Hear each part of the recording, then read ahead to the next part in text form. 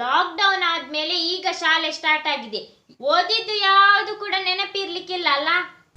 ಈಗ ಕ್ವಶನ್ ಕೇಳಿದ್ರೆ ನಿಮ್ಗೆ ಎಂತ ಸಹ ಗೊತ್ತಿರ್ಲಿಕ್ಕಿಲ್ಲ.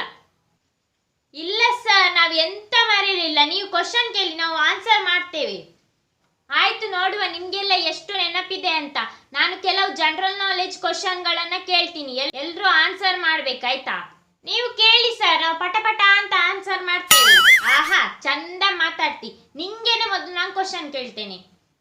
ನಮ್ಮ ಪ್ರಪಂಚದಲ್ಲಿ ಒಟ್ಟು ಎಷ್ಟು ದೇಶಗಳಿವೆನಾ? ನಮ್ಮ ಪ್ರಪಂಚದಲ್ಲಿ ಒಟ್ಟು ಒಂದೇ ದೇಶ ಇರುದು ಸರ್, ಮತ್ತೆಲ್ಲ ವಿದೇಶ. ನನ್ಗೆ ಗೊತ್ತಿತ್ತು ಈಗೇನೆ ತರ್ಲೆ ಆನ್ಸರ್ ಕೊಡ್ತೀರಂತ. ಶಾಲೆ ಇಲ್ಲದಿದ್ರೆ ಈಗೇನೆ ಆಗುದು, ಎಂತ ಸಹ ಇಲ್ಲ ತಲೆಯಲ್ಲಿ ನಿಮ್ದು. ನೆಕ್ಸ್ಟ್ ಕ್ವಶನ್ ಯಾರಿಗೆ ಕೇಳುದು? ಅಭಿ, ನಿಂಗೆ ಕೇಳ್ತಿದ್ದೇನೆ. ವಾಸ್ಕೋ ಡ ಗಾಮನು ಭಾರತಕ್ಕೆ ಯಾಕೆ ಬಂದ? ಅವನು ಯಾಕೆ ಬಂದದ್ದು ಗೊತ್ತುಂಟ ಸರ್? ನನ್ನನ್ನು ಫೇಲ್ ಮಾಡಕ್ಕೆ. ಎಂತ, ನಿನ್ನನ್ನು ಫೇಲ್ ಮಾಡಕ್ಕ? ನೀನ್ ಫೇಲ್ ಆಗಕ್ಕೆ ನೀನೇ ಕಾರಣ, ಅದು ನಿಮ್ಮ ತಲೆಯಲ್ಲಿ ಇಲ್ಲ ಅಲ್ಲ. ಇನ್ನೊಂದು ಕ್ವಶನ್, ಅಲ್ಲಿ ಹುಡುಗಿ ನಿನ್ನ ಹೆಸರೆಂತ? ಸರ್, ನನ್ನ ಹೆಸರು ಆದ್ಯ.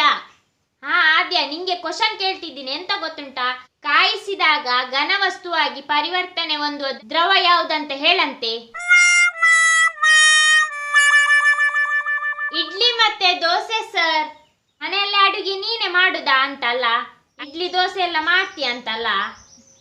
ಅಲ್ಲಿ ಯಕ್ಷಿತಾ, ನಿಂಗೆ ಕೇಳ್ತಿದ್ದೇನೆ. 1983ರಲ್ಲಿ ವಿಶ್ವಕಪ್ ಯಾರಿಗೆ ಸಿಕ್ಕಿತಾ? ಮತ್ತೆ ಯಾರಿಗೆ ಸಿಗ್ತದೆ ಸರ್? ಗೆದ್ದವರಿಗೆ ಸಿಕ್ಕಿದೆ. ಮಂಡೆ ಸಮ ಇಲ್ಲದ್ದೆಲ್ಲ ಬರ್ತದ ಇಲ್ಲಿಗೆ. ಒಂದು ಪ್ರಶ್ನೆಗೆ ಉತ್ತರ ಗೊತ್ತಿಲ್ಲ, ತರ್ಲೆ ಉತ್ತರಗಳಾದ್ರೆ ಬೇಗ ಕೊಡ್ತೀರಾ ನೀವು.